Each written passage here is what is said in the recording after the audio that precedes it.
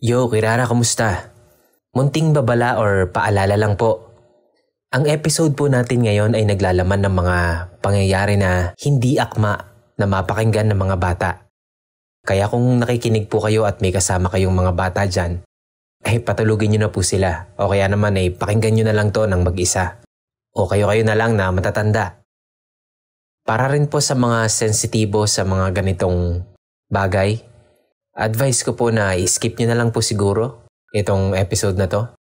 Dahil medyo brutal po ang nangyari dito. Anyways, yun lang naman po. Muli po, konting babala lang. Hindi po akma sa mga bata ang episode natin na to. Kaya skip na lang po muna sila. Isang mabilis na pagbati lang din po. Happy birthday po kay Ma'am Norem. Birthday niya po ngayon, November 4. Yan, happy birthday po sa iyo, ma'am. At happy birthday din po sa lahat ng nagbe-birthday ngayon. Sa lahat ng nagse-celebrate ng anniversary nila. Congratulations po. And good luck naman po sa lahat ng mga may inaantay at inaabangan. Yan, simulan na po natin.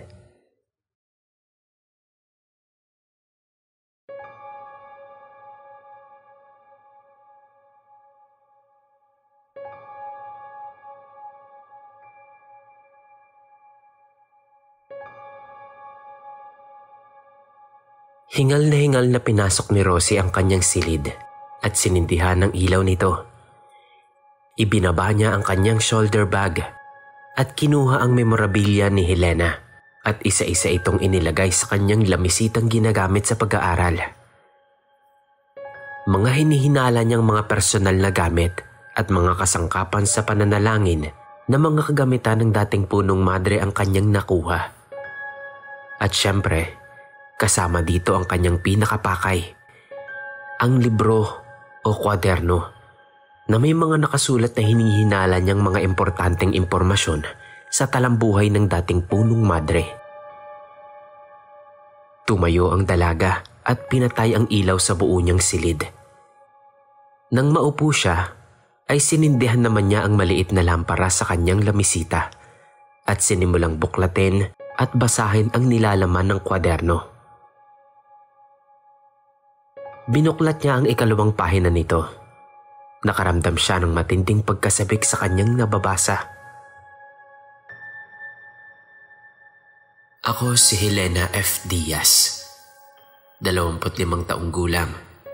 Nang simulan kong isulat ang mga mahahalagang bagay sa aking buhay dito sa kumbento, sa kwadernong ito. 17 ng Pebrero, taong 1931. Bayan ng Delvara. Puno ng kasabikan at paghanga ang mababaka sa mukha ng dalaga habang kanyang binabasa ang unang mga pangungusap na nakasulat sa misteryosong kwaderno ng dating punong madreng si Helena. Pero may pagdududa sa kanyang isipan. Isang pagdududa na gusto niyang masagot. Bakit nga ba nasa silid ng sekretarya ang mga memorabilia ni Helena? At kung nandoon ang mga memorabilia ng dating punong madre, ano ang nilalaman ng dati nitong opisina na ngayon ay isa ng abandonadong silid? Natigilan sa pagbabasa ang dalaga. Natulala siyang sandali. Nang walang ano-ano, ay may kumatok sa kanyang pintuan ng sobrang lakas na para bang gusto itong gibain. Nagulat ang dalaga at halos mapaiktad sa kanyang kinauupuan. Iniligpit niya at itinago ang mga gamit ng dating punong madre at saka tumayo mula sa kanyang kinauupuan. Lumapit ito sa pinto. Ginulo-gulo ang kanyang buhok at nagpanggap na pupungas-pungas pa na parabang galing lamang siya sa pagkakatulog at sa kanya binuksan ang kanyang pintuan. Pagkabukas niya ay tumambad sa kanya si Mendoza. Hinimas-himas ang kanyang batok at tila baka babalik lang sa kanyang ulirat. Ngunit matalas itong tumingin sa dalaga, sabay sabing, "May nakita ka bang tao dito sa labas bukod sa amin? O ikaw na naman ang may pakana ng mga ingay sa labas?" Nagpanggap pang humikab itong si Rosie, sabay sagot sa mahinahong tinig habang pupungas-pungas pa rin. Diyos ko naman, Mendoza. Ikaw tong nakakabulabog dito sa kwarto ko't nang gising ng tulog eh. Walang niya ka naman oh. Sabay hikab ulit. Siguraduhin mo lang, Rosie. Siguraduhin mo lang. Lagi ka na lang may gulo dito. Bibinggo ka na. Matikas namang tugon ng gwardya. Wala naman kayong napapatunayan sa mga paratang nyo na yan. Puro lang kayo bintang. Ewan ko sa'yo. Sina, tutulog na ako.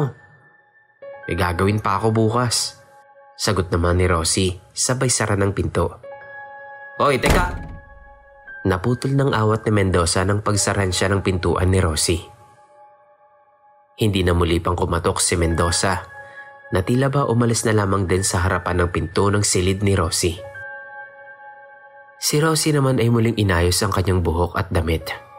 Pinatay ang ilaw ng kanyang silid at muling naupo sa harapan ng lamisitang gamit. Muli niyang binuhay ang kanyang maliit na lampara. Kinuha niya ang bag na pinaglagyan niya ng mga memorabilia ng dating madre. Habang kinukuha niya ang kwaderno, ay may kumalansing sa loob ng bag. Sa tabi lamang rin ng kwaderno. Nabaling dito ang atensyon ng dalaga. Agad niya naman itong hinanap.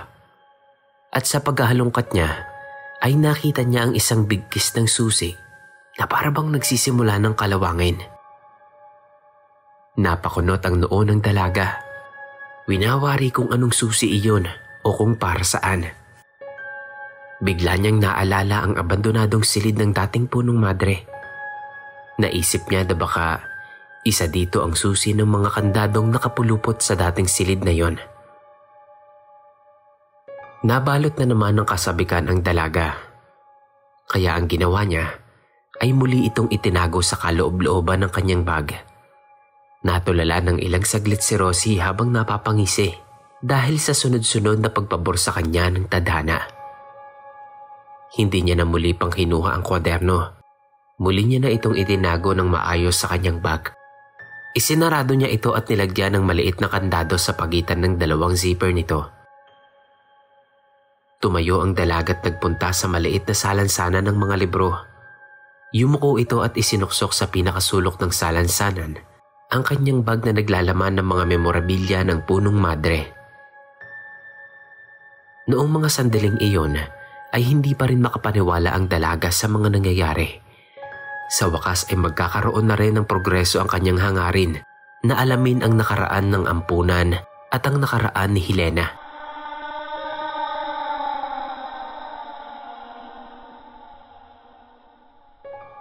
Samantala, 12:00 ng hating gabi ng Martes Santo. Dumating na ang sundo ni Teban papunta sa Santa Cristobal. Si Mang Tebok at ang anak nitong si Dante. Mga kakilala ni Teban simula pa nang sila'y manahan sa Delvara. Tinulungan ng mag-ama sina Teban, Clarita, Ann at Elizabeth na maipasok ang kanilang mga gamit sa kanilang sasakyan. At ang huli nilang isinakay ay ang humihimbing na si Aldrin na binulungan pa ni Teban ng malakas na orasyon upang lumalim pa ang tulog nito. Matagumpay na nga nilang naipasok ng sasakyan ang binata. Pagkatapos doon ay sila'y sumakay na rin sa tabi nito.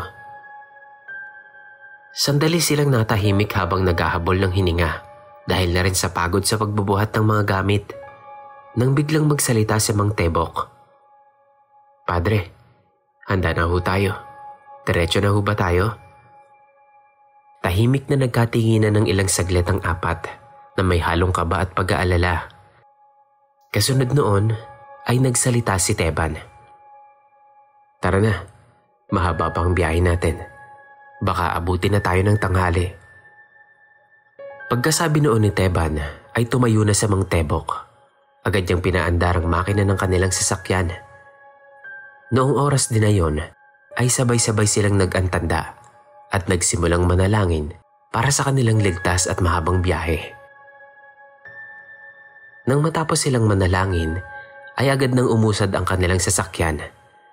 Si Teban naman ay napabuntong hininga dahil makalipas ang ilang dekada nilang pagkawala sa kanilang bayang Sinilangan, kung saan nga marahas na pinatay ang mga magulang ng magkapatid, ay muli nila itong masisilayan at muli nilang masasariwa ang mapait nilang alaala at nakaraan sa lugar na yon ng harapan.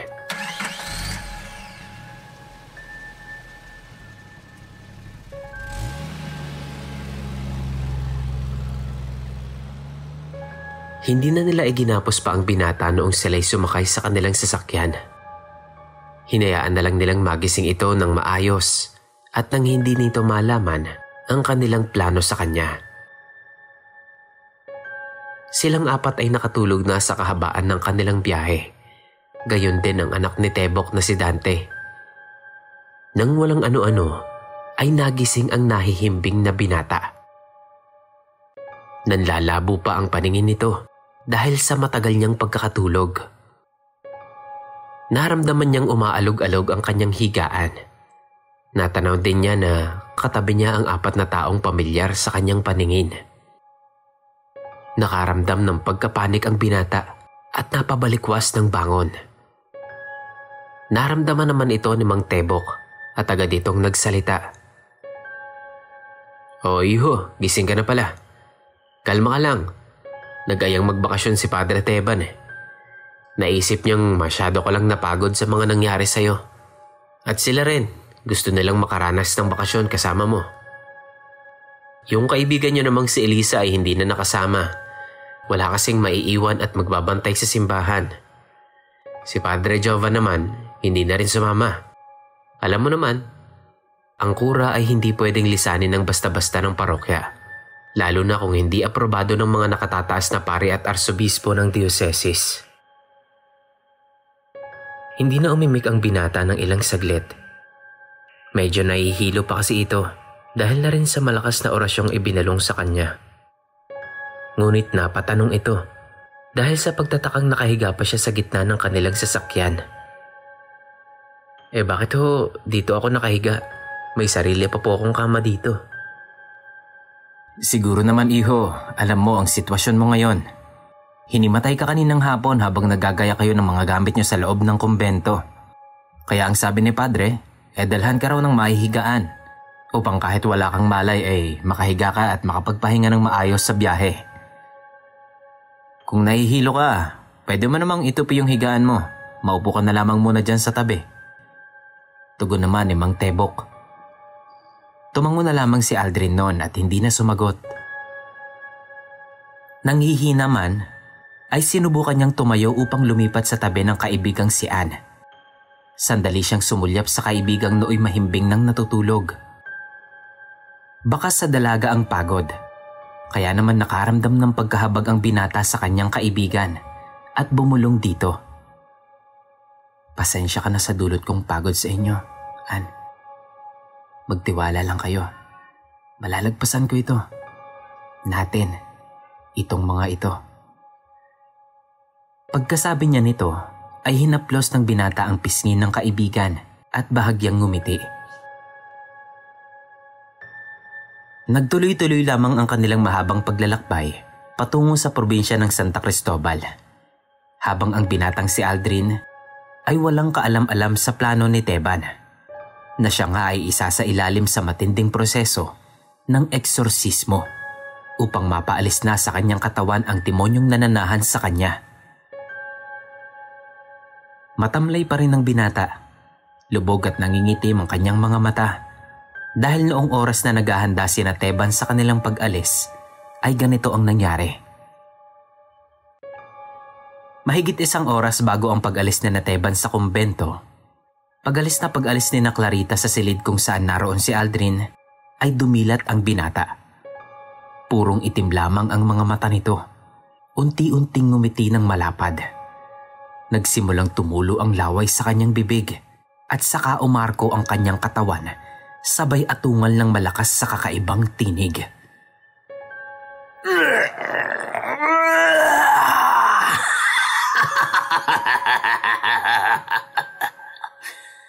Giovanni! Sobra-sobra na ang palugit mo.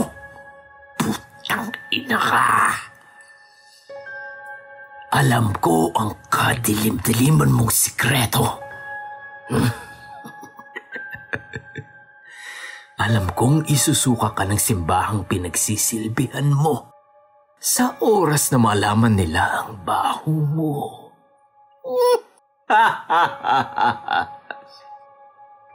Pero bago yon, akin ang katawan ng binatang ito.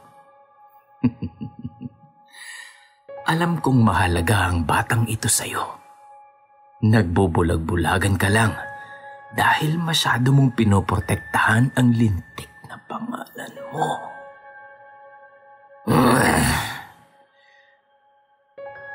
Matigas na toran ng demonyong nasa katawan ni Aldrin. Habang inuusal ito, ay patuloy pa rin ang paglabas ng malagkit na laway mula sa bibig ng binata habang patuloy sa pag-arko ang katawan nito.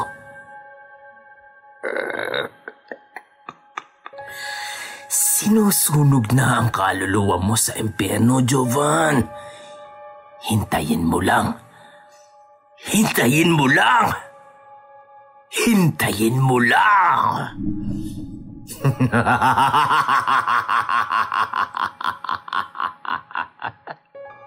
Pahabol na huling salita nito. Pagkatapos ay nanginig ang buong katawan ng binata. At ilang saglit pa ay natigil na ang katawan ni Aldrin sa panginginig. Tuloy-tuloy ang pagwawala ng katawan niya dahil sa lumukob na elemento sa katawan ng binata. Tumagal yon hanggang sa maghating gabi. Mismong oras na ng pag-alis nila. Muling bumagsak ang katawan ni Aldrin sa kama. At kasabay noon ay may lumabas sa bibig ng binata na makapal at maitim na usok.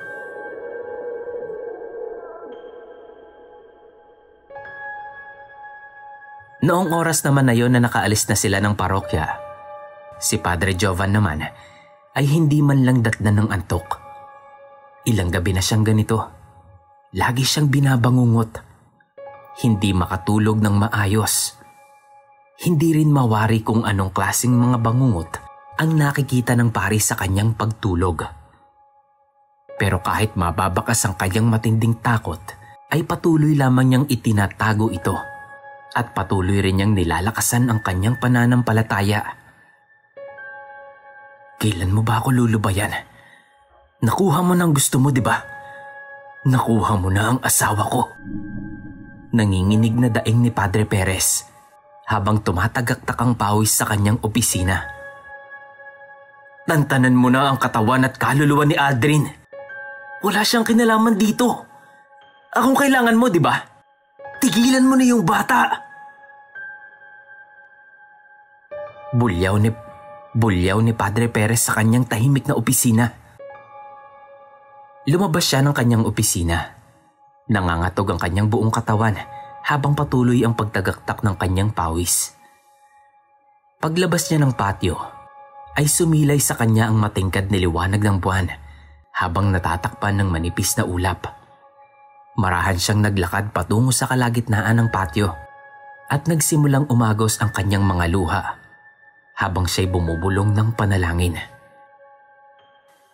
O Diyos ko, patawarin mo po ang napakabigat kong kasalanan. Mahabag po kayo sa akin. Bigyan niyo pa po ako ng pagkakataong magbago at muli niyo pong tanggapin ang kaluluwa ko sa kaharian mo. Ipakita mo po sa aking muli ang liwanag na taglay ng kabutihan at kadakilaan mo, O Diyos ko. Mahabag po sana kayo sa akin. Opo, alam ko. Isang malaking kasalanan bilang isang pari ang nagawa ko. Lumabag po ako sa napakahigpit na batas ng simbahan. Pero pakiusap po, Panginoon ko.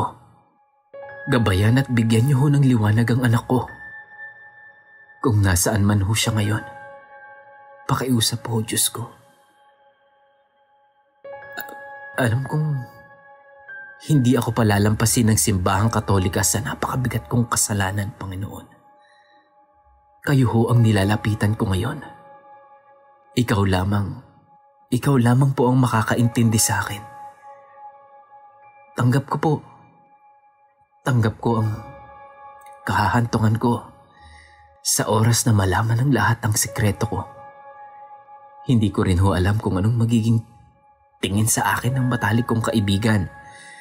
Pati na ho ng 3 mga batang napalapit na sa akin ng husto. Hipuin mo po ang kanilang puso. Lubos ko pong dinadakila ang pangalan mo, Panginoon ko. Amen. Humahangos at humahagulgol na taimtim na panalangin ni Padre Perez. Habang nananalangin ang kura, ay unti-unting dumilim ang kapaligiran. Tinakpan ng makapal na ulap ang sinag ng matingkad na buwan. Ang mga ibon at paniki ay sabay-sabay na nagsilipad at nagkaingay sa himpapawid na parang nagkakagulo sa kung anumang dahilan. Ang langit ay nagsimulang guhitan ng maitim na kidlat.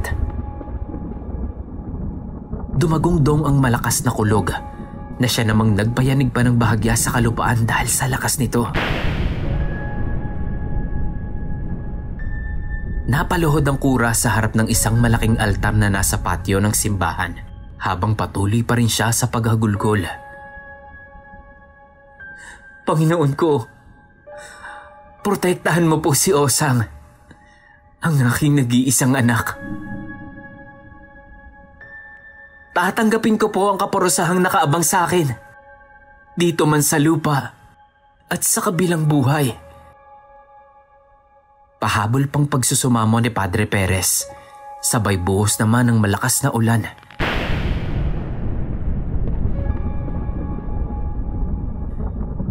Samantala, sa ampunan ng Del Rosario, malapit nang pumutok ang liwanag. Hindi pa rin natutulog si Rosie dahil sa hindi ito mapakali sa kung anumang dahilan. Bumangon itong humahangos. Kuminang ang mga mata nito. Nagkulay pula at biglang ngumiti ng malapad. Tumayo ang dalaga at lumabas ng silid. Sabay lakad sa kabaan ng pasilyo ng gusaling kinaroroonan. Walang ano-ano ay may sumitsit sa kanyang likuran. Sabay tawag sa kanyang pangalan ng malakas. Psst! Hoy, Rosie! Si Mendoza. Huminto sa paglalakad ang dalagang nooy nakangiti pa rin ng nakakapangilabot. Saan ka na naman pupunta? Madaling araw na. Matikas na tanong sa kanya ni Mendoza. Walang naging sagot si Rosie, kundi ang isang nakakaasar na hagikgik. Naasar naman si Mendoza sa ikinilos ni Rosie. Kaya naman nilapitan niya ito. Ang dalaga naman ay humarap kay Mendoza at sinalubong ito, sabay hawak sa makisig nitong braso. Nang aakit siyang ngumisi sabay himas sa braso ng gwardya. Pagkatapos ay nagsalita ito sa mayuming tinig. Mendoza naman, masyado ka namang masungit sa akin. Paano ba kita mapapakalma? Mapang-akit na tugon nito, sabay hawak sa kamay ng gwardya. Hindi mo ako madadala sa ganyan, Rosie. Tigilan mo nga ako. Mahinang tugon nito, sabay tanggal sa kamay ng dalaga. Hindi na sumagot ang dalaga at ibinigay nito ang kanyang 2 kamay kay Mendoza habang nakangisi ng nakakaloko. Ano yan? Nagtatakang tanong naman ng lalaki. Kung uhulihin mo ako, pusasan mo na ako. Tapos, dalhin mo na ako kung saan mo ako gustong dalhin. Total, nahuli mo naman na ako, diba? Tugon ni Rosie sa malamyos at mapang-akit nitong tinig. Nakatitig lamang itong si Mendoza sa dalaga dahil na rin sa mga ikinikilos ni Rosie. Pero may kutob siya rito. Nang walang ano-ano, ay hinatak ni Rosie itong si Mendoza patungo sa dulo ng pasilyo ng gusali kung saan walang kahit anong ilaw. Sa ilalim ng hagdan ay may isang maliit na silid na siya namang pinaglalagyan ng mga gamit na panglinis. Doon pumasok ang dalaga, huran-huran si Mendoza. Sa mga sandaling iyon ay pumapalag na si Mendoza.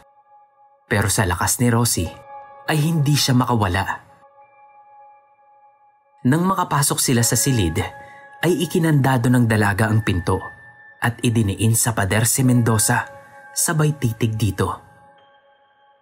Sinag na lamang ng buwan ang nagbibigay ng kaunting liwanag sa silid na kinaroroonan ng dalawa. Kaya naman kitang-kita ni Mendoza ang mapang-akit na titig at ngiti ni Rosie sa kanya. Hinablot ni Rosie ang kwelyo ni Mendoza. Pagkatapos ay masiil itong hinalikan sa labi. Marahan namang umupo ang dalaga sa kandungan ng sikyo. Hindi na nakapalagpas si Mendoza at sumabay na lamang sa sensasyong ibinibigay sa kanya nito. Hinagod ni Mendoza ang makinis na likod ni Rosie habang tuloy sila sa masiil na paghalik sa isa't isa. Hindi na nakapagpigil pa si Mendoza at bumigay na ang gwardya. Isa-isang tinanggal ang mga botones ng kanyang uniforme. Si Rosie naman ay napapangiti sa pagitan ng kanilang masiil na paghalik. Hinubad na rin ni Rosie ang kanyang manipis na baro at tumambad kay Mendoza ang napakagandang hubog ng katawan ng dalaga. May malalaki at malulusog itong dibdib. Napakaputi at napakakinis ng kutis nito. Mas lalong umalab ang init ng katawan ni Mendoza. Kaya naman, ibinaba na ni Mendoza ang kanyang paghalik sa leeg ng dalaga. Habang hinahalikan ni Mendoza si Rosie, ay sinubukan din ng dalaga na alisin ang damit ng sikyo. Nagtagumpay naman ito at tumambad din sa dalaga ang matipuno at bato-batong katawan ng gwardya. Pareho nang nag-init ang kanilang kaloob-looban hanggang sa tuluyan na nga nilang nagalaw at natikman ang isa't isa sa loob ng maliit na silid na iyon. Sinulit nila ang katahimikan at ang lamig ng gabi na iyon. Mula sa labas ng silid ay dinig na dinig ang kanilang mga halinghing at mga ungol. Dahilan upang takpan nila ang kanilang mga bibig upang sila'y hindi mahuli ng kahit na sino. Lumipas ang ilang sandali. Natapos na ang kanilang pagpapaligaya. Nakatulog si Mendoza sa dibdib ng dalaga habang siya na may nakakandong pa rin sa sikyo. Gamit ang kanyang mga daliri sa paa, ay kinuha at inabot niya ang kanyang pang-ibaba. Nakuha niya naman ito habang iniingatang magalaw ang nahihimbing na sikyo. May hinugot siyang kung anumang bagay sa loob ng kanyang bulsa. Isang balisong. Pagkakuha niya ng matalim na balisong, ay lumapad na naman ang ngiti sa mukha ni Rosie. Marahan niyang hinaplos ang pisngi ni Mendoza, sabay ngisi sa nakakakilabot nitong itsura. Nagising ang sikyo habang pupungas-pungas pa't nakangisi kay Rosie. Nawala ang kanyang antok at pagod nang unti-unti niyang makita ng malinaw ang itsura ni Rosie habang ang kamay nito'y nakataas, hawak-hawak ang balisong. Sisigaw pa sana si Mendoza, ngunit naunahan na siya nang pagsasaksakin siya sa leeg ni Rosie. Sumirit ang dugo mula sa leeg ng sikyo. Mistula namang tuwang-tuwa si Rosie sa kanyang brutal na pag-unday ng saksak sa leeg at mukha ni Mendoza. At siya'y nagsimula ng tumawa sa nakakapangilabot at sadistang tinig.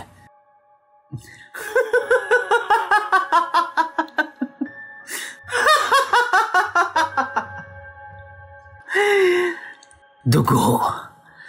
Napakabangong amoy ng dugo. Iisa-isahin ko kayong mga putang ina kayo. Kayong mga nang walang ya kay Rosie. Iisa-isahin ko kayo.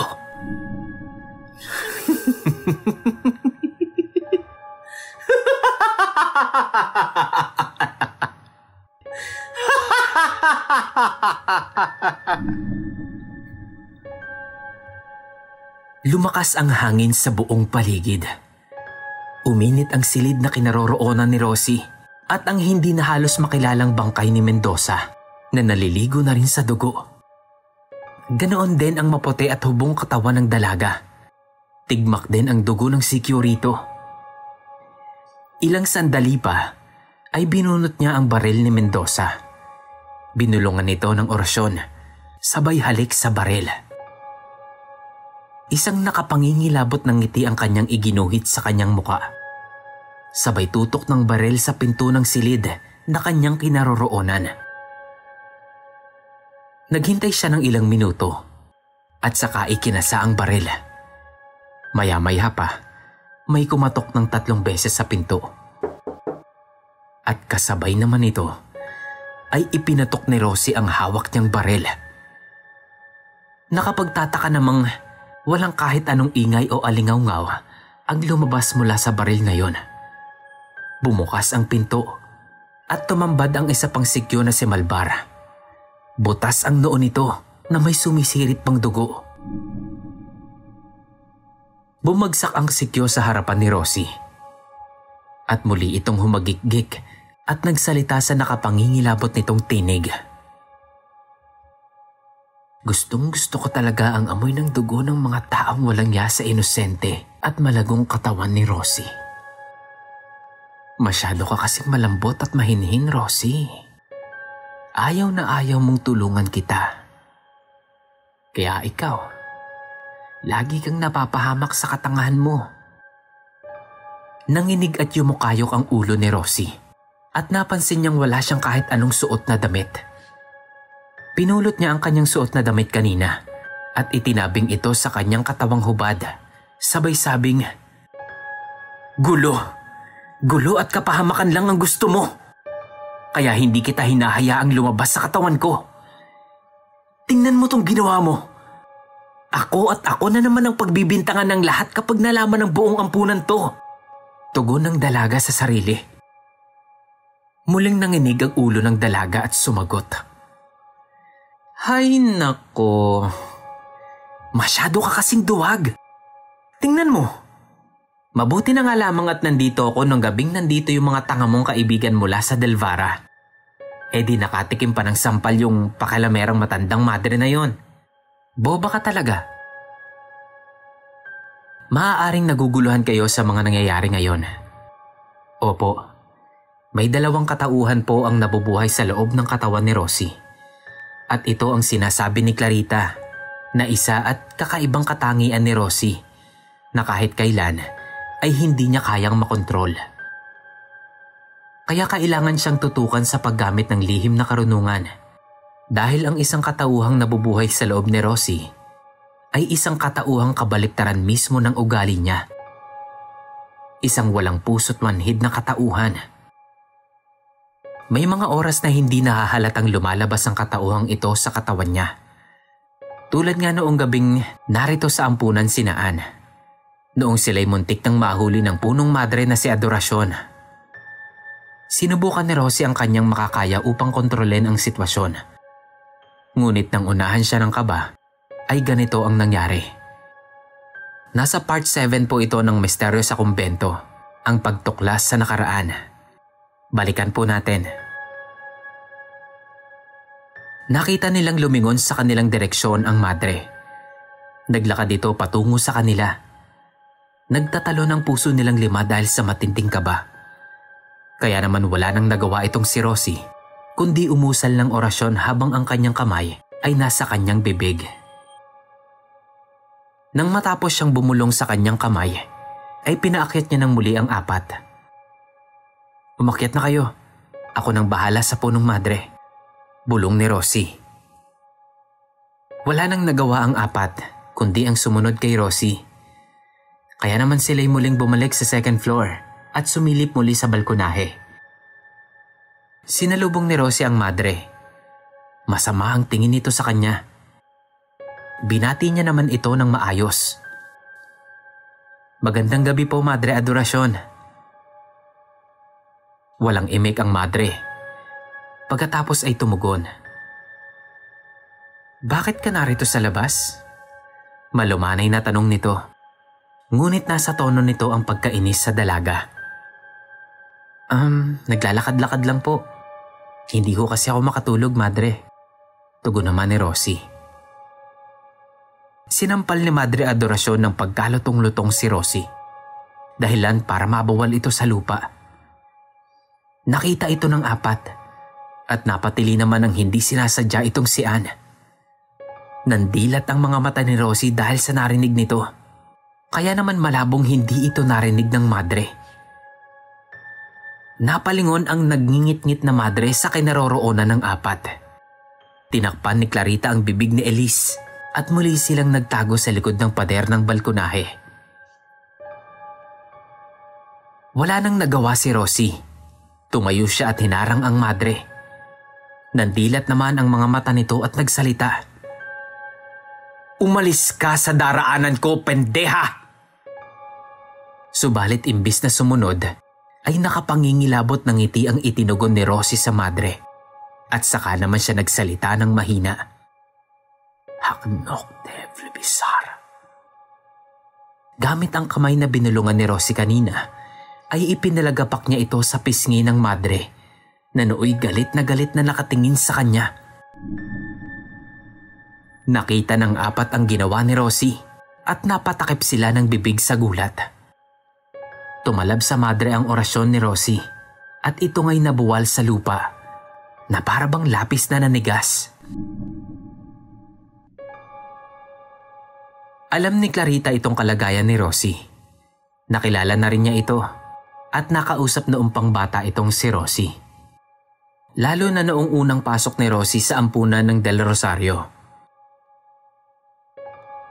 17 taon na ang nakakalipas. Isang malakas na bagyo ang tumama sa buong bayan ng Loresco at mga karatig lalawigan nito. Nagliliparan ang mga bubong ng mga kabahayan at nagtutumbahan ang mga puno at poste ng kuryente, ang mga nakahambalang sa daan at tanging makikita sa lansangan. Nagkalat din ang mga bangkay ng mga hayop at ang ilan doon ay katawan ng mga tao na hindi na makilala.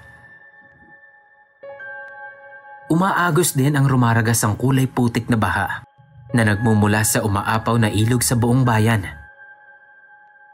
Kinaumagahan, matapos ang bagyo na yon, mula sa ampunan ng Del Rosario ay lumabas ang buong puwersa ng mga madre ng ampunan upang magbigay ng tulong ayuda sa mga nasalanta ng malakas na bagyo na yon. Manaka-naka pa rin ang pag-ulan. Maraming tao ang humahabol sa ayudang abot ng mga madre. Natuwa ang marami dahil dito. Ngunit bakas pa rin sa kanila ang bigat at hirap dahil sa pananalasa ng malakas na bagyo. Bakas din sa karamihan ang pasasalamat. Marami din ang nagluluksa sa kanilang mga nasawing mahal sa buhay.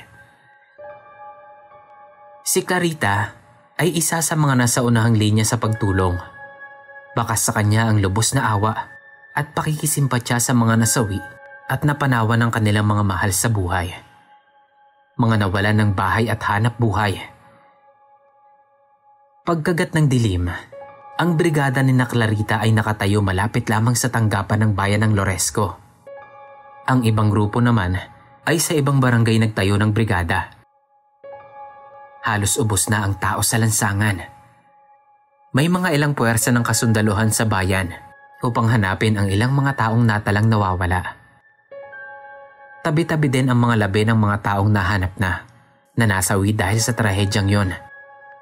Nasa loob lamang ng tent si Clarita at ang kanyang karelyebo na si Elizabeth.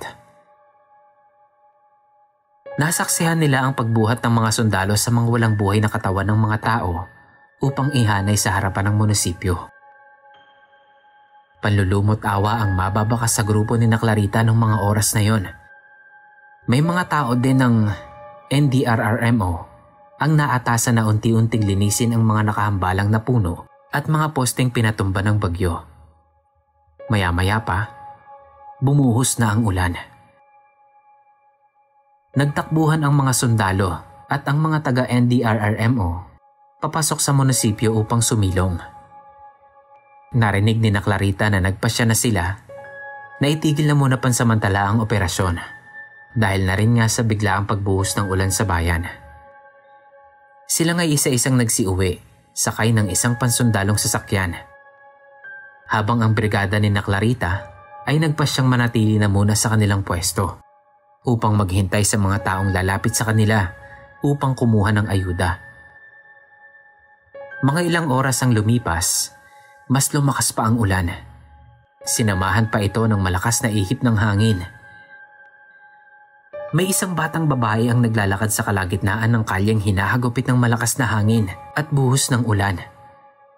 Naliligo ito sa dugo. Punit-punit ang damit habang umiiyak. Namataan ito ni na Clarita. Akma sanang tatayo si Elizabeth upang lapitan ito. Ngunit pinigilan siya ni Clarita sabay sabing, "Teka Bet, ako na." Sabay tayo at labas ng tent na walang dalang payong. Tahimik na pinagmamasdan ng grupo ni na Clarita ang ginawang paglapit ng mother sa batang ito. Nang makalapit na si Clarita, lumuhod ito kapantay ng bata at hinawakan ito sa pisngi sabay sabing, "Iha, anong ginagawa mo rito? Bakit punong-puno ka ng dugo? Wala ka bang kasama? Nasaan ang mga magulang mo?" Sunod-sunod na tanong ni Clarita sa bata. Humihikbing tumugon naman ang pautal-utal ang bata. "Ale, si inay at si itay ho. Hindi ko po makita. Nagising na lang po ako. Nasa kalsada na po ako kaninang umaga. Ang lakas po ng ulan. Ang dami pong patay sa paligid. Natatakot po ako." Niyakap ni Clarita ang bata nang hindi tumutugon at halos pumatak din ang luha sa kanyang mga mata dahil sa naramdamang awa. Habang kayakap ang bata, ay may natanaw siya sa hindi kalayuan. Isang babaeng nakaputing bestida. Nangingitim ang ilalim ng mga mata nito at umiiyak din. Napansin ni Clarita na hindi nakasayad ang mga paa ng babae sa lupa. Kaya naman nanlaki ang kanyang mga mata at napahigpit sa yakap sa bata. Maya-maya'y nagsalita ang babae. "Madre, pakiusap. Ibinibilin ko sa inyo ang aking anak. Alagaan niyo po siya at ituring niyo siyang kabilang sa inyo. Huwag niyo po siyang pababayaan. Pakiusap." Habang sinasambit ito ng babaeng multo, ay unti-unting nabalutan ng itim na usok ang katawan nito. Kumorte ang usok na para bang may kamay na bumalot sa katawan ng babae. Parang alam ng babae na mangyayari ito sa kanya dahil hindi mababakas sa kanya ang gulat sa mga kamay na ito. At ilang sandali pa ay unti-unti nang lumubog sa lupa ang babae habang ang kanyang boses naman ay palalim ng palalim.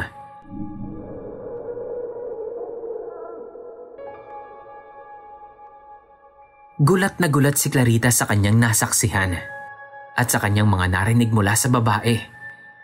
Unti-unti itong napatayo mula sa pagkakaluhod. Hinawakan niya sa kamay ang bata at sila nga'y naglakad na patungo sa tent ng brigada ni na Clarita. Natanaw ni Clarita si Elizabeth na nandidilat rin. Wari bang nakita rin ng kaibigan ang nakita niya? Umiling na lang si Clarita. Tila ba isang senyas na wag na lamang itong babanggitin sa harapan ng bata. Nang makapasok sila sa tent, ay binalutan sila ng tuwalya ng mga kasama ni Clarita. Kinandong ni Clarita ang bata at nginitian niya ito. "Anong pangalan mo, Iha?" tanong ni Clarita sa bata. "Rosalinda Salazar po. Pero Rosie na lang po ang itawag niyo sa akin, Ale." Tugon ng bata habang hihikbi-hikbi pa. "Kung gayon, ikinagagalak kitang makilala, Rosie. Ako naman si Sister Clarita. Siya naman si Sister Elizabeth.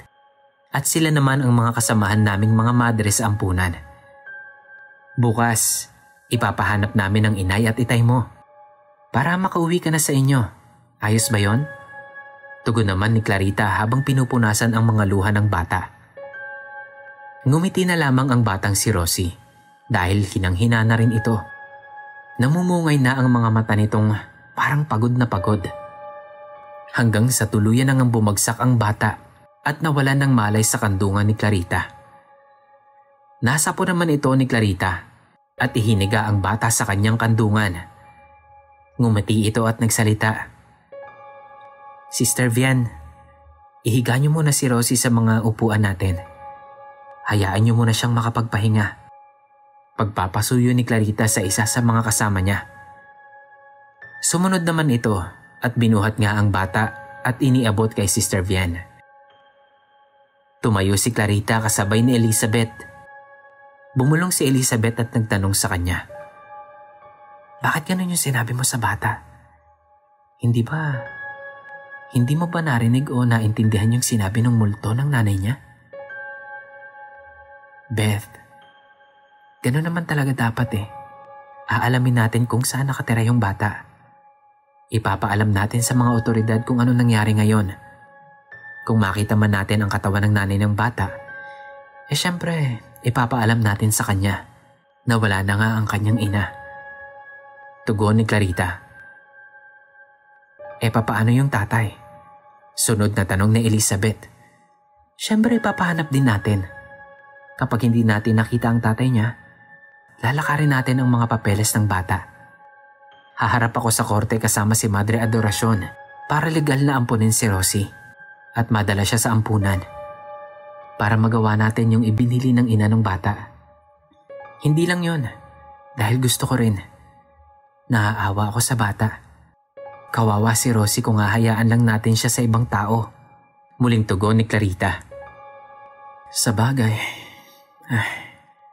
kawawang bata. Saglit ni Elizabeth habang naaawang napapatingin sa walang malay ni si Rosie. Lumakad ang buong gabi na yon. Tulog na ang mga kasamahan ni Clarita. Kabilang doon si Elizabeth. Habang si Clarita naman ay pinagmamasdan lamang ang nahihimbing na batang si Rosie. Hindi maalis sa kanyang isipan ang sinabi ng hinihinala nilang multo ng nanay ng bata. Hanggang sa hindi na lamang din niya namalayan na nakatulog na rin siya noong gabing iyon. Kinaumagahan, muling dumagsa ang mga taong hihingi ng ayuda sa brigada ni Clarita. Noong umaga ring iyon, ay naipagbigay alam na rin ni Clarita ang kaso ni Rosie sa mga otoridad at kasalukuyan nang hinahanap ang mga labi ng ina at ama ni Rosie. Ang bata ay nakaupo lamang sa isang malaking silya sa loob ng tent habang sila'y pinapanood sa pagbibigay ng ayuda sa mga tao. Sa batang isipan ni Rosie, ay batid na niya ang mga nangyayari. Tulad ng mga taong nasa lanta ng bagyo, ang mga nawalan ng bahay at hanap buhay, at ang mga nawalan ng mga mahal sa buhay. Lumakad ang buong araw na gayon lamang ang kanilang sistema. Nang sumapit ang hapon, ay halos naubos na ang kanilang dalang ayuda at nagpasya silang umalis na sa kanilang brigada. Isinama nila ang batang si Rosie na nooy nahihimbing na sa pagtulog. Nang dumating sila sa ampunan, ay naroon sa bungad ang punong madre, si Madre Adoracion. Sinalubong niya ang mga ito. Nagmano naman sina Clarita at ang kanyang mga kasama sa punong madre. Pagkatapos ay nagsalita ito. Magandang gabi sa inyo. Mukhang nagdala kayo ng bisita. Ngumiti at yumuko naman si Clarita, sabay sabing, Magandang gabi rin ho, Madre. Siya ho si Rosie. Siya po yung batang sinasabi namin sa inyo kahapon na nawala. At nakita ho naming naglalakad ng mag-isa papunta ho sa amin. Sabi ho niya, hindi niya raw ho makita ang kanyang mga magulang. Pero ayon po sa investigasyon ng mga otoridad, ay natagpuan na daw po yung nanay ng bata. Natukoy po ang pagkakakilanlan nila. May dalang bag po noon ng bata. May laman itong wallet. Nung buklatin po namin, may picture po ito ng babae na siya po naming pinaniniwala ang nanay ng bata. May lalaki rin po siyang katabi at kaakbay sa litrato. Kaso para hong sinadyang burahin yung mukha noong lalaki na pinaniniwalaan din po namin na ama ng bata. Salaysay ni Clarita. Habang pinapakita ang sinasabi niyang wallet at litrato sa loob noon, kinuha ito ng punong madre at napatingin sa bata sa seryoso nitong reaksyon.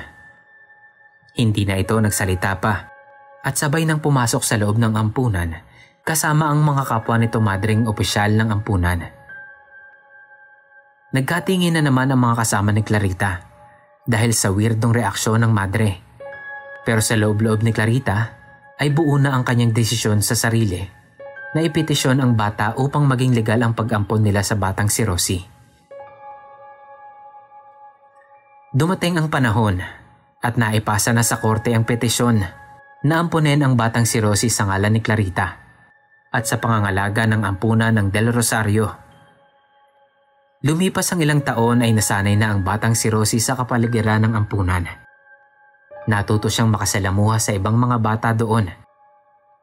Sa panahong yon, unti-unting nakitaan ng mga kakaibang kakayanan si Rosie ng kanyang mga kaibigan at pati na ni Clarita din mismo.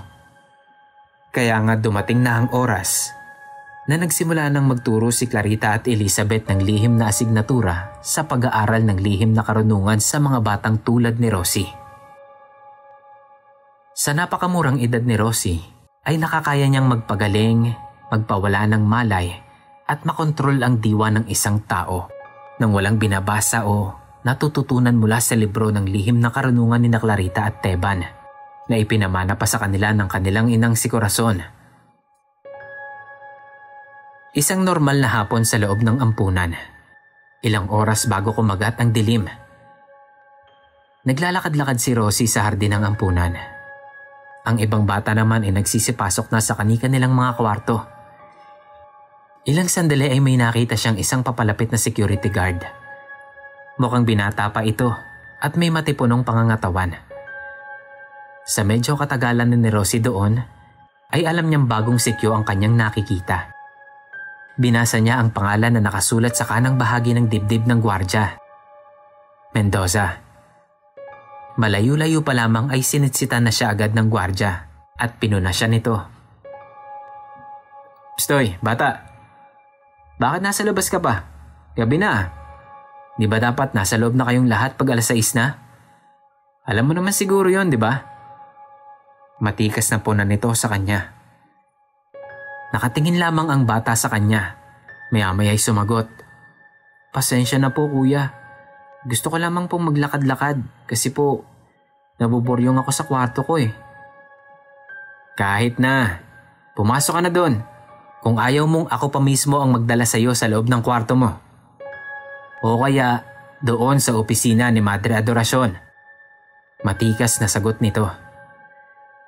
Nangilid naman ang luha ni Rosie at lalo itong natakot na gumalaw sa kinatatayuan hanggang sa tuluyan nang hinawakan ang kamay ng bata. Tara nga, saan ba kwarto mo? Itinuro naman agad ng bata ang kanyang kwarto habang unti-unti na itong paiyak. Hinatak ni Mendoza ang bata patungo sa silid kung saan niya ito itinuro. Ilang sandali ay nakarating na nga sila doon sa silid ni Rosie. Binuksan ni Mendoza ang pinto nito, sabay pasok sa bata. Napalakas ang pagkakahatak niya rito, kaya nasanggi ng bata ang mesang gawa lamang sa plastik, dahilan upang gumuho ito at matapunan si Rosie ng mga bagay na nakapatong dito. Lalo na ng tubig. Bumuhos sa katawan ng bata ang tubig, dahilan para siya'y mabasa. Napatingin si Mendoza dahil sa pagkagulat na napalakas ang pagtulak niya sa bata paloob ng kwarto. Ngunit mas nabaling ang atensyon niya sa basang katawan ng bata. Oo nga't bata pa lamang si Rosie noon, pero nagsisimula nang magkaroon ng korte ang kanyang katawan. Na nakita naman ni Mendoza dahil nga nabasa ng tubig ang damit ng bata, dahilan para bumakat at humulma ang katawan nito sa damit. Tumingin-tingin si Mendoza sa paligid. Nang masiguradong walang tao, pumasok siya sa silid at ikinandado ang pinto. Si Rosie ay nasa lapag pa rin habang napapaluhang nakatingin sa gwardya. Lumuhod naman ang gwardya sa harapan ni Rosie at hinawakan ang braso nito at saka nagsalita. Naku, sorry, pasensya ka na ha. Napalakas yung tulak ko sa'yo. Tura nito, sabay alalay sa pagtayo ng bata mula sa sahig. Tumayo si Mendoza sa tabi ng kama habang nakahawak pa rin sa pulsuhan ng bata. Maya-maya pa ay tinanggal niya ang kanyang necktie at sombrero. Naghubad siya ng uniforme. Inosente lamang na nakatingin sa kanya si Rosie habang pinapanood ang ginagawa ng gwardya. Ilang sandali pa ay isinunod na ngang hubarin ni Mendoza ang kanyang damit pang itaas. Pagkatapos ay umupo sa kama. Hinaplos niya ang pisngi ni Rosie, sabay bulong rito. Ang ganda mo pala, no? Ano nga ulit yung pangalan mo? Rosie po. Inosenteng sagot ng bata. Dumulas ang kamay ng si Q pababa sa leeg ng bata at ang kanyang mga mata ay pawang malagkit na nakatingin sa buong katawan ng bata. Hinawakan ni Mendoza ang laylayan ng damit nito at marahang iniangat. Ngunit hinawakan agad ni Rosie ang kamay ng gwardya at gulat na nagtanong. Sandali po kuya, ano pong gagawin niyo sa akin? Basta, papalitan natin yung damit mo. Pupunasan kita kasi basa ka na eh. Mahinahong sagot naman ni Mendoza, pero halata sa tinig nito ang pagnanasa sa bata. Kaya naman pinuwersa na ni Mendoza na hubaran ng bata. Kuya, wag po! Pagpalag ng bata, sabay sigaw ng saklolo. Ngunit agad na tinakpan ni Mendoza ang bibig ni Rosie at tinuluyan nang tanggalin ang damit nito. Wala nang nagawa si Rosie kundi ang umiyak na lamang habang pinagsasamantalahan siya ng bagong gwardya. Iyon ang pinakamadilim at pinakamalagim na gabi para kay Rosie sa kanyang kabataan dahil hindi iyon ang una't huli. 15 beses siyang ginasa ni Mendoza sa loob lamang ng gabing yun. Walang kahit na sinong nakaalam sa mga pangyayari nung gabing yun dahil sa takot kay Mendoza. Pinagbantaan siya ng gwardya na papatayin niya ang kung sino mang malapit sa kanya sa oras na magsumbong siya. Kaya naman nanatiling lihim ang mga pangyayari na yon. Hindi lamang isang gabing naulit ang pangahain ni Mendoza kay Rosie. Tumagal iyon ng taon hanggang sa unti-unti na lang na nasanay si Rosie dito. Na para bang ginawa na lang siyang parausan ng binatang manyakis na gwardyang si Mendoza. Habang nagdadalaga si Rosie, ay mas lalong nakukumpleto ang hubog ng kanyang katawan. Kaya naman hindi rin talaga siya tinigilan ni Mendoza. Pero dahil sa itinatanim na galit at pagkamuhi ni Rosie, ay nabuhay ang ikalawa niyang katauhan na pinangalanan niyang Osang. At ang katauhan niyang ito ang mas nag-udyok sa kanyang makaisip ng iba't ibang paraan kung papaanong papatayin ang taong lumalapastangan kay Rosie. Lalo na't natuto na siya ng mga lihim na karunungan mula sa dalawang madreng kanyang minamahal. Balik ulit tayo sa kasalukuyan. Tigmak pa rin sa dugo ang katawan at damit ni Rosie. Palabas-labas pa rin sa kanyang katauhan si Osang na siya mismong pumatay sa dalawang gwardya. Tumayo ang dalaga at naglinis ng katawan. Nilinis niya ang mga talsik ng dugo sa sahig at dingding, sabay balot sa katawan ni Mendoza na halos hindi na makilala. Muli niyang binuksan ang pinto ng silid at tumingin-tingin sa paligid. Nang masiguro niyang walang tao, ay hinila niya palabas ng silid ang bangkay ng dalawa. Dinala niya ang mga ito sa likod mismo ng ampunan dahil may maliit doon na daan palabas na siya lamang ang nakakaalam. Kaya doon siya dumaan palabas ng lugar. Naghukay siya sa lupa na may lalim na higit pa sa 10 talampakan. Sabay hulog roon sa mga bangkay ng dalawang gwardya. Nang matabunan na niya ang katawan, ay tumingin siya sa kanyang relo. 5:00 na ng umaga. Tuluyan nang pumutok ang liwanag. Ngumisi si Rosie at nagsalita ng pabulong. Pasensya ka na, Malvar. Nadamay ka pa rito. At para sa'yo, maligayang kaarawan sa'yo, Mendoza.